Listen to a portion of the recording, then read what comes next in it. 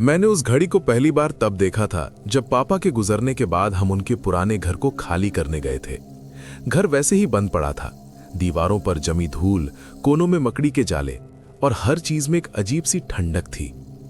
Mummy ने कहा था, जो भी काम का हो उठा लो, बाकी सब छोड़ दो। लेकिन जैसे ही मैं स्टोर रूम में गया, मेरी नजर उस घड़ी पर टिक गई। वो एक पुरानी दीवार घड़ी थी, लकड़ी की बनी, गोल डायल और कांच थोड़ा टूटा हुआ। लेकिन अजीब बात यह थी कि इतने सालों से बंद घर में भी वो घड़ी चल रही थी, टिक टिक टिक, जैसे किसी का इंतजार कर रही हो। मैंने उसे उतार लिया, पता नहीं क्यों, लेकिन उसे हाथ में लेते ही एक ठंडी लहर सी मेरे शरीर में दौड़ गई, जैसे किसी ने पीछे से मुझे देखा हो। कदमों की आहट। मैंने तुरंत पीछे मुड़कर देखा, लेकिन वहां कोई नहीं था। घर वापस आकर मैंने वो घड़ी अपने कमरे की दीवार पर लगा दी। शुरू में सब ठीक था, बस उसकी आवाज थोड़ी ज्यादा तेज थी। रात में जब सब सो जाते तब उसकी टिक टिक पूरे कमरे में गूंजती रहती। लेकिन असली बात तीसरी रात को शुरू हुई। ठीक 3:17 पर मेरी आंख खुल गई, बिना किसी वजह के।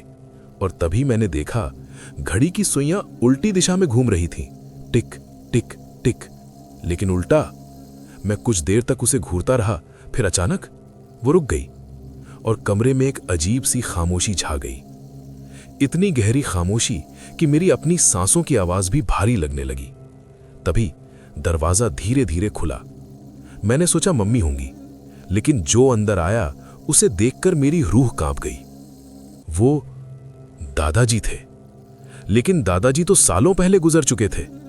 वो बिल्कुल वैसे ही दिख रहे थे जैसे फोटो में थे, वही सफेद कपड़े, वही झुकी हुई चाल, लेकिन उनकी आंखें पूरी काली थीं। वो धीरे धीरे मेरे कमरे में आए और मेरे पास खड़े हो गए। मैं हिल भी नहीं पा रहा था, आवाज तक नहीं निकल रही थी। उन्होंने धीरे से कहा, समय कभी खत्म नहीं होता, बस लौटता है। और फिर वो गायब हो गए।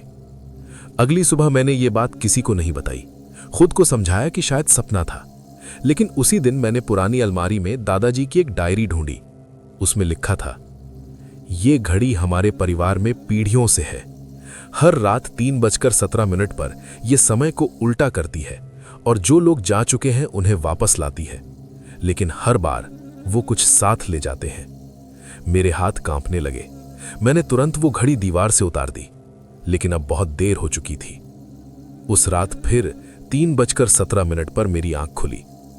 इस बार घड़ी पहले से तेज चल रही थी, उल्टी, तेज टिक टिक। और इस बार सिर्फ दादाजी नहीं आए, उनके पीछे और भी लोग थे। चेहरे धुंधले, आंखें काली, जैसे कोई पुरानी यादें जो अब इंसान नहीं रही। मैं चिल्लाना चाहता था, लेकिन आवाज नहीं निकली। वो सब धीरे धीरे मेरे करीब आने लगे और फिर मुझे लगा जैसे कोई मेरी कलाई पकड़ रहा है, ठंडी बर्फ जैसी पकड़। मैंने नीचे देखा, मेरी अपनी परछाई मुझे खींच रही थी। अगली सुबह जब मम्मी मेरे कमरे में आई तो मैं वहां नहीं था, बस दीवार पर वो घड़ी लगी थी और उसके नीचे मेरी तस्वीर रखी थी। अब हर रात 3:17 पर घड़ी उल्टी चलती है और मैं वापस आता हूं किसी और को लेने।